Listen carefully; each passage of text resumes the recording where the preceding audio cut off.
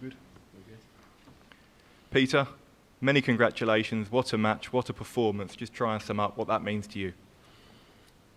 Obviously, I'm over the moon with the win, but I wasn't pleased with my performance. I just struggled for the whole game, just trying to just get the throw-in action and placing the dart, making it feel nice, but it didn't go. I think one throw throughout the whole match. I think I hit a 180 at crucial time, and that was the only throw in the whole match. So it felt good. You said you struggled. You averaged over 100, hit 70% of your doubles. So if that's you struggling, that bodes well for the rest of the tournament, doesn't it? Yeah, it's just that game, though, isn't it? You know, the round before I felt more comfortable and didn't play as well. But, you know, just the way it goes.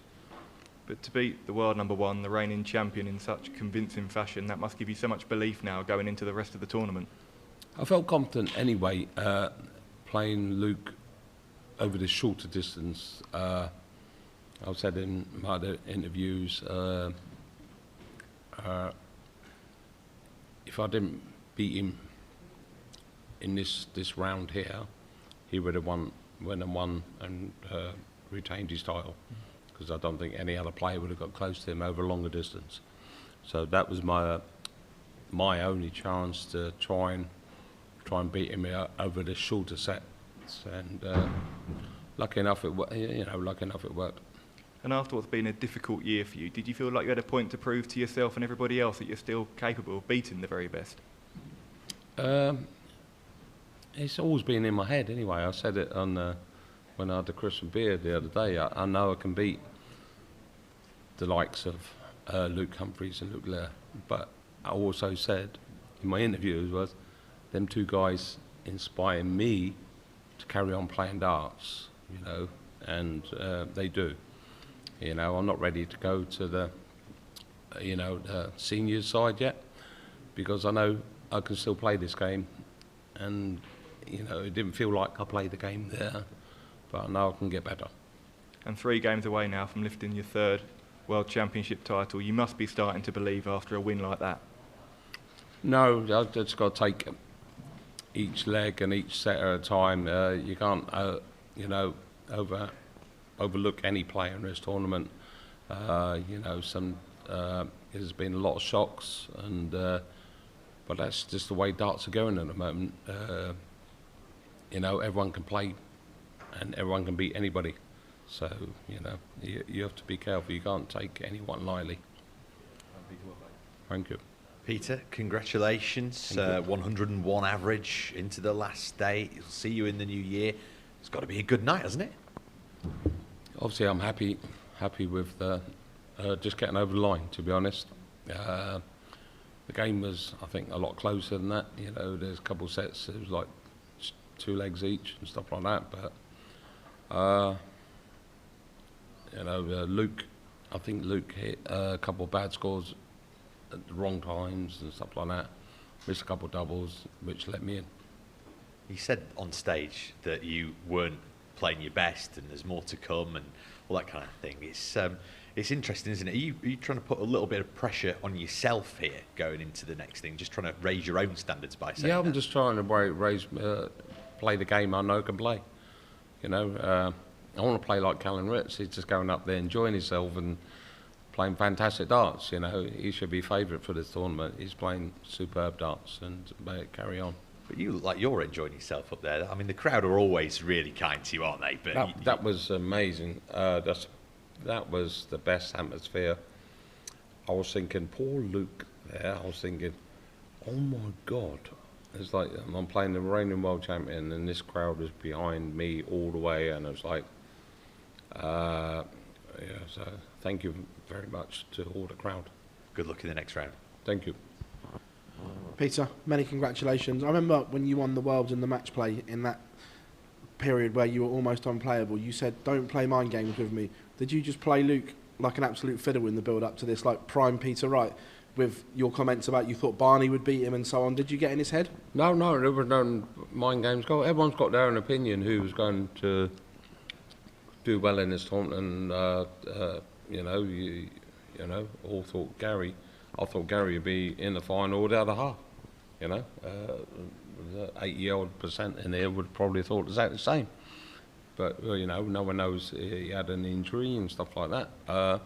Everyone's got their own opinion of stuff. All I put it down to was like, Luke weren't quite on his form as he was last year. He was untouchable last year. 100+ averages all the time. You didn't want to play Luke last year. This year, he's getting wins and getting through with B games, 98s, 99s, something like that. And I thought, if he turns up 98, 9, you know, I've got a chance. But if he turned up like the Luke Humphries of last year, he would have bashed me off the ball. But like I was saying, Barney's been playing really well. So that was the only reason. But then he got turned over by Nick Kenny. Fair play to him. You know, he played fantastic darts. But everyone's got their own opinion. And I thought he would have a chance to beat Luke. That was all. The dart selection as well. We haven't seen those darts for a while. Was it coincidence that you switched second game this year, the same as you did when you won your first world title, to those? I just shoved them in my case. They weren't the darts I was going to use for this tournament. I just shoved them in a case, and it was just, I picked them up where they go straight. They do. I just wanted the darts to go straight, and I could work with that. And that's it. And on stage tonight, we saw a lot of celebration from you, that fight and that desire, something we haven't seen an awful lot of. What switch has gone upstairs, like mentality switch, for you to go back to that version of yourself? I didn't mean to celebrate and stuff like that. You know, it's not me, but it's just like there was important shots at a important time. I didn't mean it against Luke or whatever. There was nothing to put him off. It was just, you know, it was crucial shots at crucial times. Thanks, mate. Peter, well done tonight. For a man that's won 2 world titles, won everything that you have in the game, why did tonight mean so much to you? Because I'm still here and we ain't got to go out there and be big yet. No, it's just what it means to me, because I'll probably beat the best player in the tournament. You know, and I knew it.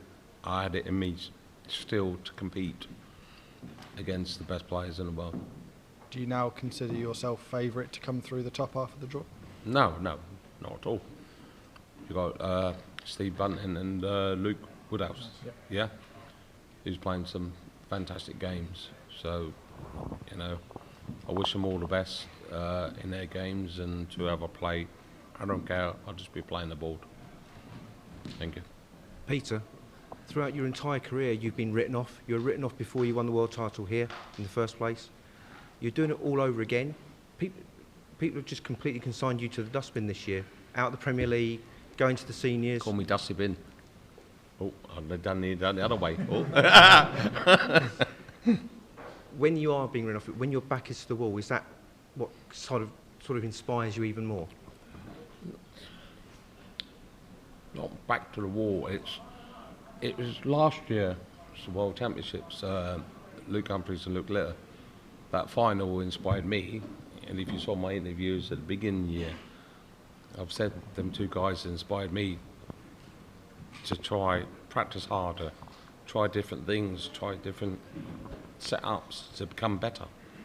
Hasn't worked all year, until now. I've always said, you know, this tournament's only 2.5 weeks, 3 weeks long. That's all you got to play well.